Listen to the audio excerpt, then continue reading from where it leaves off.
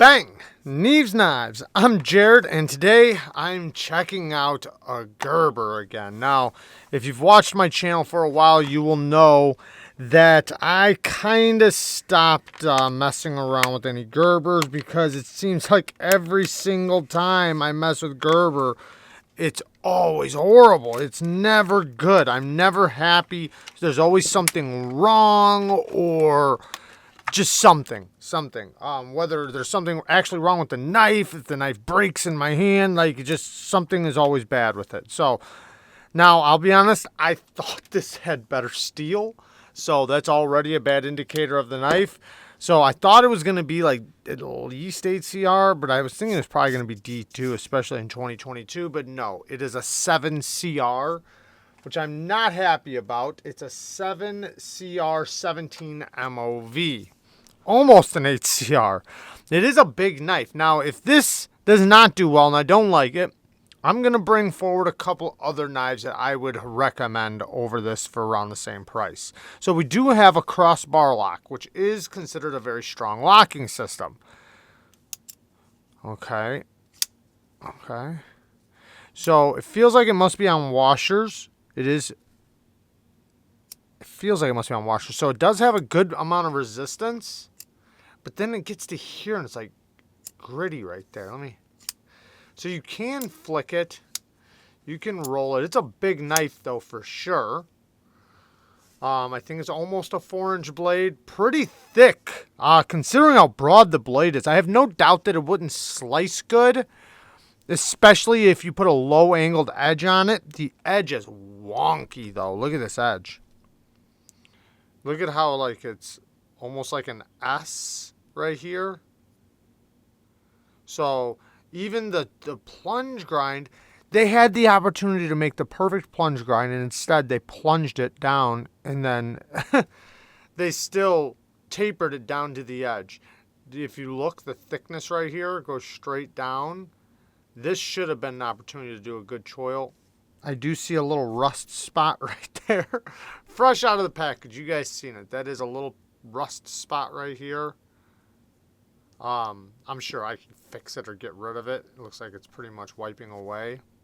I don't see any more. Well, maybe a couple little speckles, but I could get rid of that. But yeah, the edge is a little wonky.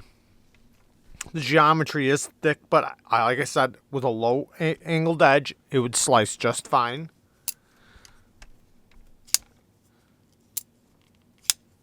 Now, I don't blame anybody for staying in this price point, needing a knife, needing a tool, needing a knife. This is a fine price point to stay in and get good quality knives. But I still want you to get the best quality knife you can for the money. And just Gerber has always, in my opinion, been way overpriced for what you get. This one, it's not bad. It's not bad. The steel, I want to muscle it because this is a strong lock. This is pretty solid. I got a tiny bit of up. It's so small, it's minimal, it doesn't matter. Side to side play, yes. That's probably just tightening the pivot. But as tight as this thing is, I imagine that you wouldn't be able to swing it shut, or you'd have to put a lot of effort into it if I tighten the pivot. Maybe you could tighten it. Yeah, it's got quite a bit of side to side. Not crazy amounts, but it does have it. It's a little bit better. Yeah, if I take it all out, it'll get too stiff to deploy and close. The clip is not a deep carry clip, but it does give you something to grab onto. I do not like the blue liners. It looks super cheap to me. This almost orange peeled bright blue. Wow, now it's super tight all of a sudden. What the heck? I guess I could oil it really quick or put some slickum on there.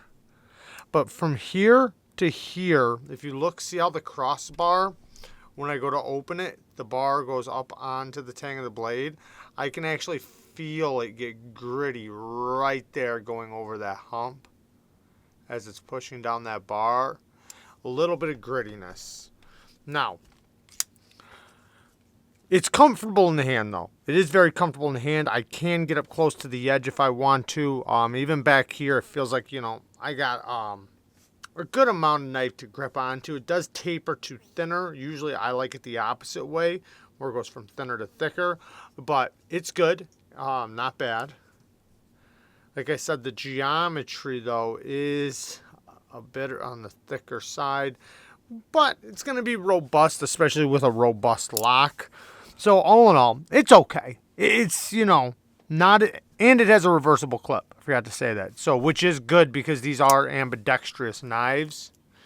And the action must not be too bad because I can almost do it left-handed. Never mind, maybe it is bad. Come on. I got it once. Alright. Man, it was weird. I got it the first time. Try it again. I have to give it a little wrist left-handed, but I'm not left-handed. Anyways, so it's okay, but it is rough. It's rough around the edges. It could be a lot better, especially for the price. I'm sure it will break in just fine. I'm sure I could oil it up and it would get even better. The crossbar lock, the springs, the Omega springs, they feel decent. They don't feel bad. So, but for right around the same price, let's check this stuff out. For $10 more, or around $10 more, you can get one of my favorite budget knives, especially for work, for EDC, for just use all around, the CIVIVI PRAXIS. This is an amazing budget knife, right around, it's under 45 bucks or right around there. Great detent, great flipping action, beautiful blade shape, great geometry, cuts like a beast. You can get up nice and tight to that edge. Good access to the liner, reversible deep carry clip. G10 comes in a couple different options, color options, and it's in 9CR 18 MOV. So much better steel.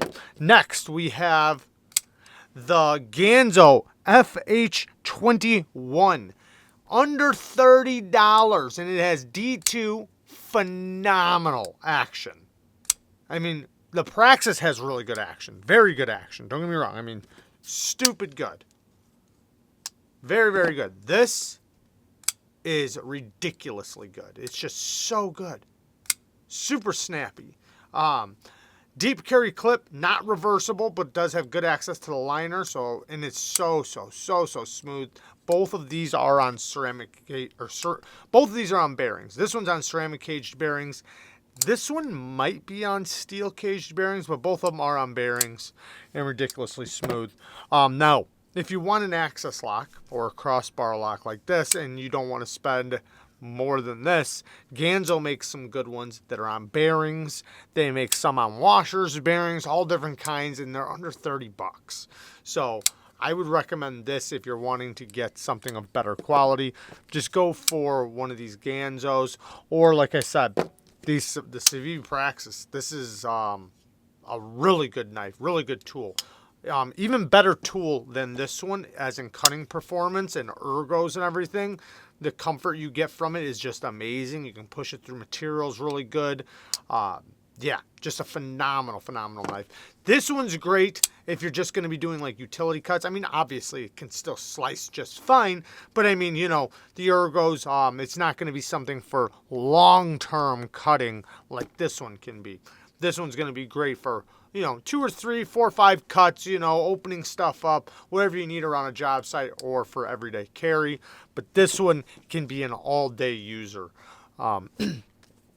This should get better edge retention than this with the D2 steel. D2 steel does get good edge retention, but it's not as stainless. So this one's going to have much better corrosion resistance, but not as good as edge retention.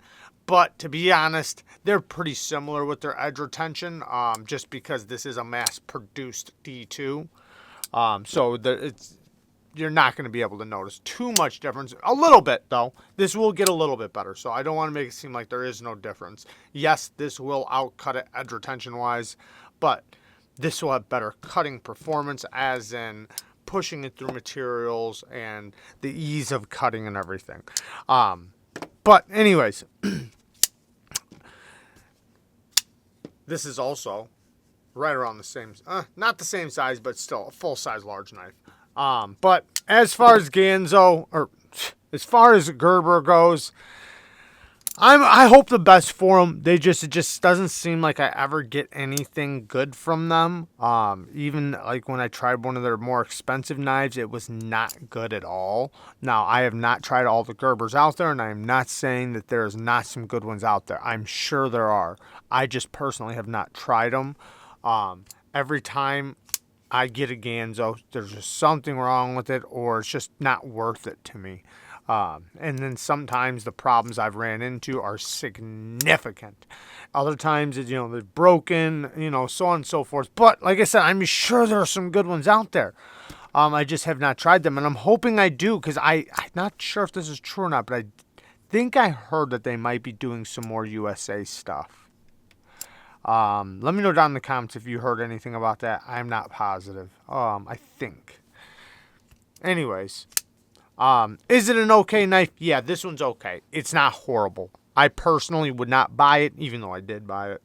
I personally wouldn't recommend to buy it. So this is not one I would recommend, but I would recommend one of the other ones. So there you guys go. I love you guys. Thank you guys for watching. Peace.